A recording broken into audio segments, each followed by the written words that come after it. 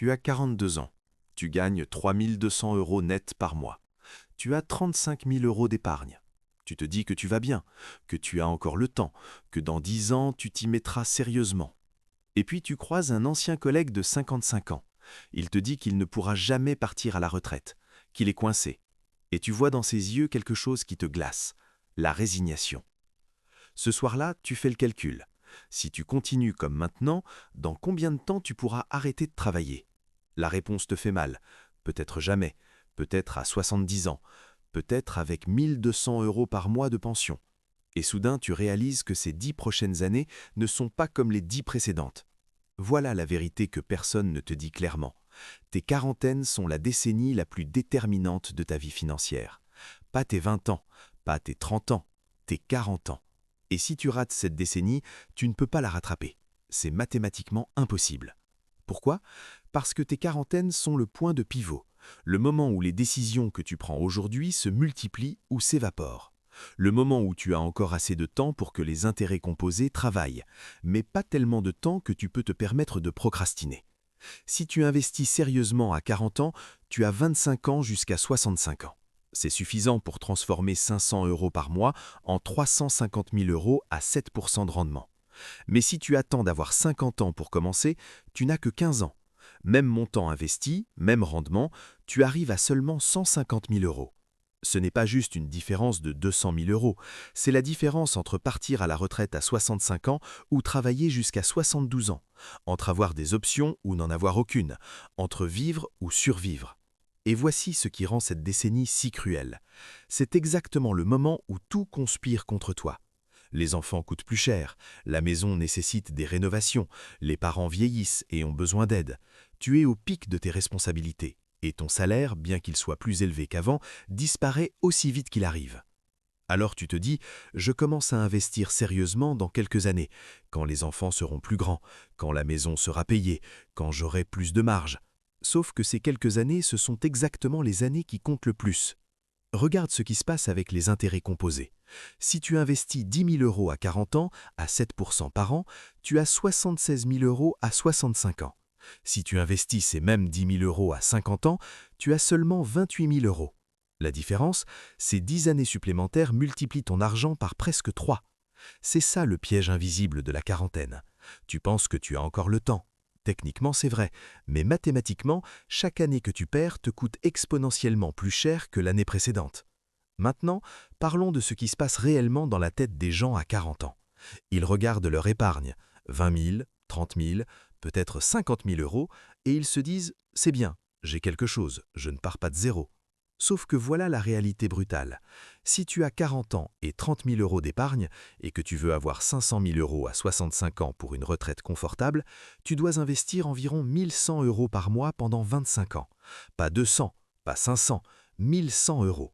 Et soudain, ce n'est plus du tout la même histoire, parce que 1 100 € par mois sur un salaire de 3 200 € net, c'est 34% de ton revenu. C'est énorme. C'est un changement de vie radical. C'est renoncer à beaucoup de choses maintenant. Voilà pourquoi tant de gens à 40 ans se retrouvent coincés. Ils ont attendu trop longtemps pour commencer. Maintenant, pour rattraper le temps perdu, ils devraient faire des sacrifices qu'ils ne sont plus prêts à faire. Alors ils continuent de procrastiner et le piège se referme un peu plus chaque année. Mais il y a une autre réalité, encore plus inconfortable. À 40 ans, tu n'investis plus juste pour toi. Tu investis pour la personne que tu seras à 65 ans. Et cette personne-là, tu ne la connais pas vraiment. Tu ne ressens pas sa douleur future. Tu ne comprends pas sa panique. Alors ton cerveau te dit « Pourquoi je me priverais maintenant pour quelqu'un que je ne connais même pas? Ce type à 65 ans, c'est presque un étranger. » Et c'est vrai. Neurologiquement, ton cerveau traite ton moi futur comme une personne différente. C'est pour ça que c'est si difficile de sacrifier le présent pour le futur. Tu ne sacrifies pas pour toi, tu sacrifies pour un étranger. Et cet étranger ne peut même pas te remercier maintenant, il ne peut que te maudire dans 25 ans, si tu ne fais rien. Voici maintenant ce qui différencie quelqu'un qui aura une retraite confortable de quelqu'un qui sera sous stress. Ce n'est pas l'intelligence, ce n'est pas le salaire, c'est une seule décision prise à 40 ans. Accepter ou refuser le deal du temps. Le deal du temps, c'est ça. Tu acceptes de vivre en dessous de tes moyens pendant ta quarantaine, significativement en dessous. Pendant que tes collègues achètent des voitures neuves, tu gardes la tienne. Pendant qu'ils rénovent leur maison, tu fais avec. Pendant qu'ils partent en vacances coûteuses, tu choisis moins cher. Et en échange, tu investis massivement. Pas 100 € par mois, pas 200, mais 500, 700, 1000 € si tu le peux. Tu investis comme si ta vie future en dépendait. Parce que c'est exactement le cas. Maintenant, parlons de chiffres concrets. Imaginons deux personnes à 40 ans, même salaire de 3 200 € net. Personne A investit 200 € par mois. Personne B investit 800 € par mois. Les deux pendant 25 ans, rendement de 7% par an. Personne A à 65 ans, environ 150 000 €. Avec la règle des 4% de retrait sécurisé, ça fait 6 000 € par an, soit 500 € par mois de complément. Ajouté à une pension moyenne de 1 400 €, total 1 900 € par mois. Personne B, à 65 ans, environ 600 000 €. Avec la règle des 4%, ça fait 24 000 € par an, soit 2 000 € par mois de complément. Ajouté à la même pension de 1 400 €, total 3 400 € par mois. La différence, personne A devra probablement continuer à travailler partiellement ou drastiquement réduire son niveau de vie. Personne B pourra vivre aussi confortablement qu'avant, voire mieux. Et cette différence vient de 600 € par mois investis de plus pendant 25 ans. 600 € par mois pendant 25 ans, c'est 180 000 € investis. Mais la différence de patrimoine final, 450 000 €. Voilà la magie et la cruauté des intérêts composés. Ils te récompensent massivement si tu commences à temps, ils te punissent brutalement si tu attends. Maintenant, voici la question que tu dois te poser honnêtement. Est-ce que tu peux trouver 600 € de plus par mois dans ton budget actuel? Pas facilement, pas sans douleur. Mais peux-tu? La plupart des gens à 40 ans dépensent entre 300 et 600 € par mois en choses qu'ils pourraient éliminer ou réduire.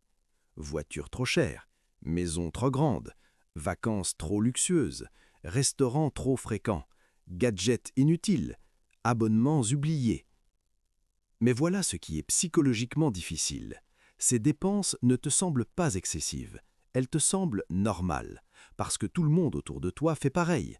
Ta voiture n'est pas extravagante, elle est juste correcte. Ta maison n'est pas un palais, elle est juste confortable. Sauf que normal ne veut pas dire optimal pour ta retraite future.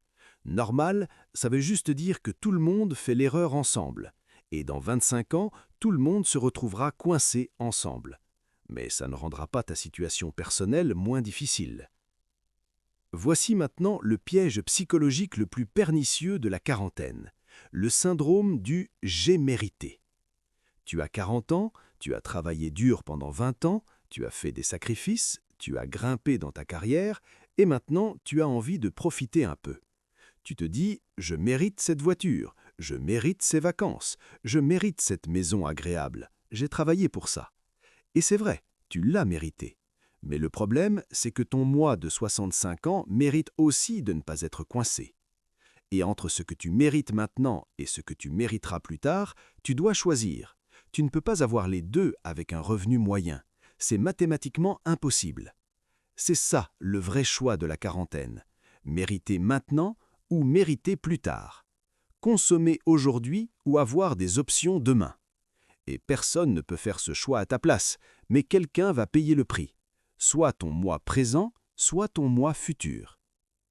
Maintenant, parlons de ce qui rend cette décennie encore plus critique pour les Européens spécifiquement. Le système de retraite en Europe est sous pression. Les pensions publiques diminuent, l'âge de départ recule, les réformes continuent. Si tu as 40 ans aujourd'hui, tu partiras à la retraite vers 2049. Tu penses vraiment que le système de retraite par répartition sera aussi généreux qu'aujourd'hui? Avec le ratio actif-retraité qui se dégrade chaque année? Avec les déficits publics qui explosent? La pension moyenne aujourd'hui en France, c'est environ 1 400 € par mois. Dans 25 ans, en euros constants, ce sera probablement moins, peut-être 1 200, peut-être 1 000, peut-être que l'âge de départ sera à 67 ou 68 ans. Alors si tu comptes sur le système pour assurer ta retraite, tu prends un pari risqué. Un pari que des millions de gens font, mais ça ne le rend pas moins risqué, ça le rend juste collectivement risqué. Voici maintenant l'autre facteur qui rend tes 40 ans critiques. C'est probablement le moment où tu gagnes le plus dans ta carrière. Ton salaire à 40-50 ans sera probablement le plus élevé de ta vie. Après 50 ans, les augmentations se raréfient. Après 55, elles s'arrêtent souvent. Donc, si tu ne profites pas de cette décennie de salaire élevé pour investir massivement, tu rates ta meilleure fenêtre d'opportunité. Tu ne rattraperas jamais, parce que tu n'auras jamais autant d'argent disponible avec autant de temps devant toi. C'est ça qui rend la quarantaine si spéciale. C'est l'intersection unique entre encore avoir du temps et avoir déjà les moyens. Avant 40 ans, tu as le temps mais pas les moyens. Après 50 ans, tu as peut-être les moyens mais plus assez de temps. Maintenant, voici ce que font les gens qui réussissent leur retraite. À 40 ans, ils prennent une décision radicale. Ils figent leur niveau de vie. Ils disent, à partir de maintenant, chaque augmentation, chaque prime, chaque revenu supplémentaire va directement à l'investissement. Ils ne réduisent pas leur niveau de vie, mais ils refusent de l'augmenter. Leur appartement actuel est assez grand, leur voiture actuelle marche bien, leurs vacances actuelles sont suffisantes. Et tout le surplus va construire leur futur. Cette décision simple transforme tout, parce qu'elle crée un écart croissant entre ce que tu gagnes et ce que tu dépenses. Et cet écart, tu le transformes en liberté future, mois après mois, année après année. Et voici ce qui est fascinant. Cette décision ne devient pas plus facile avec le temps, elle devient plus difficile, parce qu'autour de toi, tes collègues améliorent leur niveau de vie. Ils achètent plus grand, plus cher, plus visible. Et toi, tu restes avec ta voiture de 8 ans, ton appartement qui pourrait être plus grand, tes vacances modestes. Et tu dois résister à la tentation. Non pas une fois, mais des milliers de fois sur 10 ans. C'est ça le vrai test de la quarantaine. Pas l'intelligence financière, pas la connaissance des ETF, mais la capacité à résister à la pression sociale de consommer comme tout le monde alors que tu es au pic de ta carrière. Voici maintenant l'erreur fatale que beaucoup de gens font à 40 ans.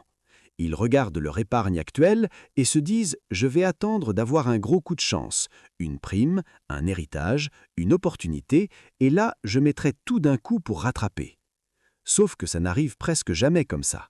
L'héritage arrive à 55 ans, pas à 40, la prime exceptionnelle tu la dépenses dans des réparations ou des urgences, l'opportunité financière elle ne se présente pas. Et pendant que tu attends ce coup de chance hypothétique, les années passent.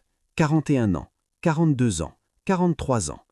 Et à chaque année qui passe, le montant que tu dois investir pour rattraper augmente exponentiellement. Voilà la vérité brutale. Il n'y a pas de coup de chance qui va te sauver. Il n'y a que la discipline ennuyeuse de mettre de côté tous les mois, même quand c'est dur, même quand c'est tentant de dépenser, même quand personne ne te félicite. Maintenant, parlons de ce qui se passe si tu ne fais rien pendant ta quarantaine. Tu arrives à 50 ans, tu as 60 000 € d'épargne, tu réalises que tu n'es pas du tout prêt, et tu paniques. Tu essaies de rattraper, tu te dis « Ok, maintenant je vais vraiment investir sérieusement ». Tu mets 1 500 € par mois, pendant 15 ans. À 65 ans, tu as environ 450 000 €. C'est bien, mais regarde ce que ça t'a coûté. 1 500 € par mois pendant 15 ans, c'est 270 000 € investis, pour arriver à 450 000 €. Compare ça à investir 800 € par mois pendant 25 ans, 240 000 € investis, pour arriver à 600 000 €. Tu investis plus d'argent total, tu le fais dans des conditions plus difficiles à 50 ans qu'à 40 ans, et tu arrives à un résultat inférieur. Voilà le coût réel de procrastiner pendant ta quarantaine. Mais le coût n'est pas que financier, c'est aussi psychologique. À 50 ans, mettre 1 500 € par mois de côté, c'est une violence. Tes enfants sont au lycée ou à l'université, tes parents ont besoin d'aide, ta maison a besoin de travaux et tu dois serrer drastiquement. À 40 ans, mettre 800 € de côté est difficile mais faisable. À 50 ans, mettre 1 500 € est souvent impossible sans drastiquement réduire ton niveau de vie. C'est ça que les gens ne comprennent pas. Attendre ne rend pas les choses plus faciles, ça les rend exponentiellement plus difficiles. Voici maintenant ce qui arrive aux gens qui n'ont rien fait dans leur quarantaine et qui arrivent à 55 ans. Ils font le calcul et ils réalisent qu'ils ne peuvent plus rattraper. C'est mathématiquement impossible avec leur salaire actuel et le temps restant. Alors, ils se résignent. Ils se disent « Bon, je travaillerai jusqu'à 70 ans, ou je réduirai mon niveau de vie à la retraite, ou je compterai sur mes enfants, ou je vendrai ma maison. Ils commencent à construire des plans B, C, D, tous insatisfaisants. Et c'est ça la tragédie de ne rien faire pendant ta quarantaine. Ce n'est pas que tu vas mourir pauvre, c'est que tu vas perdre toute liberté. Tu seras coincé, obligé de travailler même si tu es fatigué, obligé de vivre avec moins même si tu as travaillé toute ta vie. Maintenant, voici la question que tu dois te poser. Qu'est-ce qui est pire? Vivre modestement pendant ta quarantaine alors que tu as encore de l'énergie, ou vivre modestement pendant ta retraite alors que tu es fatigué et que tu voulais enfin profiter? Pour la plupart des gens, la réponse est évidente quand ils y réfléchissent clairement. Mieux vaut se serrer un peu la ceinture à 40-50 ans que d'être coincé à 65-75 ans. Mais dans le moment présent, cette clarté disparaît sous la pression de consommer. Voici maintenant la partie la plus difficile à accepter. Si tu as 40 ans et que tu n'as presque rien épargné, tu ne peux pas avoir une retraite confortable et un niveau de vie confortable maintenant. Tu dois choisir, et ce choix va définir les 30 prochaines années de ta vie.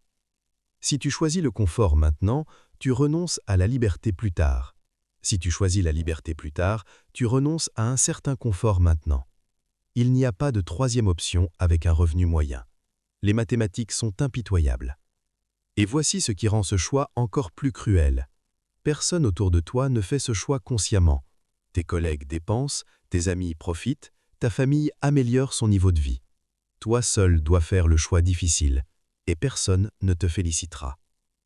Pendant 10 ans, tu vas vivre différemment, moins visiblement, moins confortablement, et les gens vont te prendre pour quelqu'un de trop prudent, trop sérieux, qui ne profite pas assez. Et tu vas douter, constamment.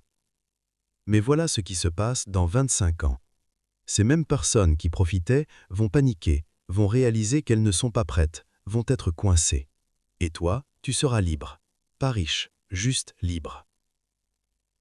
Maintenant, soyons clairs sur ce que signifie investir massivement pendant ta quarantaine.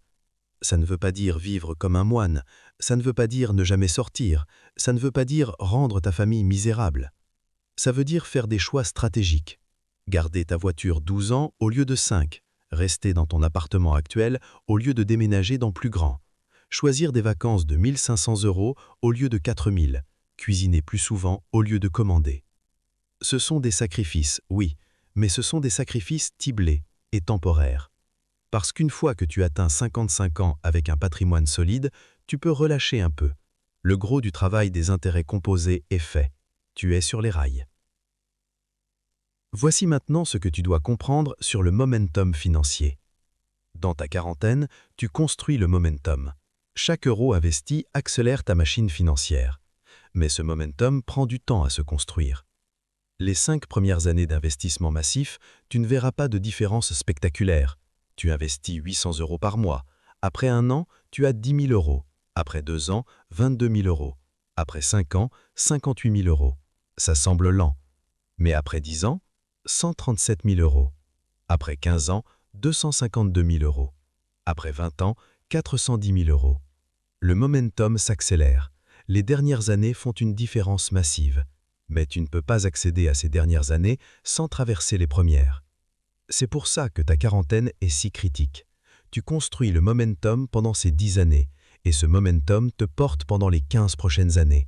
Mais si tu ne le construis pas, tu n'as rien apporté. Voici maintenant l'autre facteur psychologique de la quarantaine. C'est probablement la dernière décennie où tu as encore de l'énergie pour faire des changements radicaux. À 50 ans, tu es plus fatigué, plus rigide, moins adaptable. Déménager dans plus petit, plus difficile à 50 ans qu'à 40 ans. Changer tes habitudes de dépenses, plus difficile à 50 ans qu'à 40 ans. Augmenter drastiquement ton épargne, plus difficile à 50 ans qu'à 40 ans. Donc, si tu dois faire des changements, c'est maintenant, pas plus tard. Maintenant, pendant que tu as encore l'énergie mentale et physique pour réorganiser ta vie autour de l'objectif de liberté future. Voici maintenant ce que font les gens qui échouent dans leur quarantaine. Ils se disent « Je vais juste gagner plus d'argent, comme ça je n'aurai pas besoin de sacrifier mon niveau de vie ». Sauf que gagner plus d'argent à 40 ans n'est pas facile. Tu es déjà établi dans ta carrière, les promotions se raréfient, changer d'emploi est risqué, Créer un side business demande du temps que tu n'as pas. Et même si tu arrives à gagner plus, disons 500 € de plus par mois, qu'est-ce qui se passe? Tu augmentes ton niveau de vie de 500 € parce que tu mérites de profiter de cette augmentation. Et au final, rien ne change. Voilà pourquoi la stratégie « gagner plus » ne fonctionne presque jamais. Sans la discipline de figer ton niveau de vie, chaque euro supplémentaire gagné est un euro supplémentaire dépensé. Maintenant, voici la vraie question que tu dois te poser. Quelle version de toi veux-tu être à 65 ans? La version qui a tout profité pendant sa quarantaine et qui est maintenant coincée, ou la version qui s'est serré la ceinture pendant 10 ans et qui est maintenant libre? Parce que tu ne peux pas être les deux. Les mathématiques ne le permettent pas. Tu dois choisir. Et ce choix, tu le fais maintenant, à 40 ans, pas à 60 ans quand il est trop tard. Voici ce que tu dois faire concrètement si tu as entre 40 et 45 ans. Aujourd'hui, pas demain. Calcule exactement combien tu dois investir par mois pour arriver à l'objectif que tu veux à 65 ans. Sois honnête, sois réaliste. Si le montant te fait peur, c'est normal, ça devrait te faire peur, parce que ça veut dire que tu dois faire des changements significatifs. Mais mieux vaut avoir peur maintenant et agir que d'être terrifié à 60 ans sans aucune option. Ensuite, identifie dans ton budget actuel où tu peux trouver cet argent. Pas facilement, ça va faire mal, mais c'est faisable. La voiture, le logement, les vacances, les sorties, les gadgets, quelque part dans ces catégories, l'argent existe. Et enfin, prends la décision. Pas une intention vague, une décision concrète avec un virement automatique mensuel. Programme-le maintenant, parce que si tu ne le programmes pas maintenant, dans un mois, tu auras trouvé une raison de reporter encore. Voici ce qui va se passer dans les premières semaines. Tu vas sentir le manque. C'est 800 € qui partent chaque mois vers ton investissement. Tu vas les sentir partir. Tu vas regretter, tu vas douter.